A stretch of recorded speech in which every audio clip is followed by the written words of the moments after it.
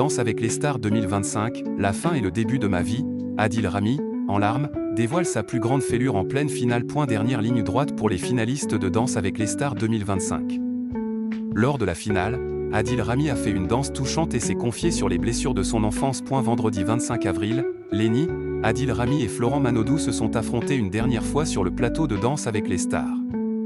En effet, ce soir-là, les 3 candidats, désormais finalistes, ont offert un ultime prime aux téléspectateurs. Et les larmes ont coulé. En effet, ils ont tous ouvert leur cœur. Après sa première danse de la soirée, Adil Rami s'est laissé envahir par l'émotion et a presque fait pleurer les juges. Pour une des premières fois, il s'est confié sur l'une de ses plus grosses fêlures. Et l'aventure lui a visiblement permis de prendre sa revanche sur la vie. Lors de cette soirée, les 3 candidats ont commencé par une danse carte blanche. Pour cette chorégraphie libre, Adil Rami et Anna Rira ont dansé sur Papa Outé de Stromae. Une chanson qui résonne beaucoup dans les oreilles du champion du monde de football. En effet, il a confié avoir grandi sans son papa.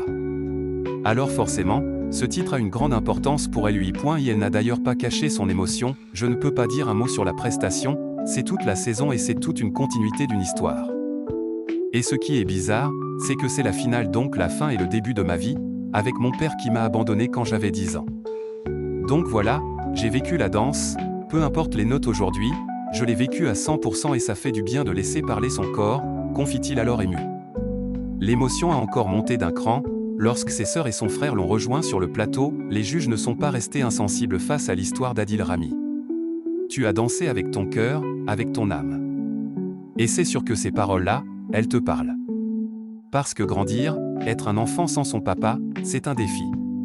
Tu deviens l'homme que tu es, dit alors Jean-Marc Généreux, la gorge serrée par l'émotion, avant de lui donner un 10. Mais les faux votos se sont alignés en lui donnant la même note. De son côté, Chris Marquez lui a donné un 8.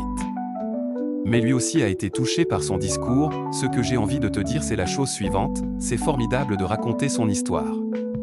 C'est comme ça qu'on oublie les marques du passé qui nous ont fait du mal et qu'on avance avec ceux qui nous ont fait du bien. Moi j'ai envie de te dire bravo, conclut-il avant de donner sa note.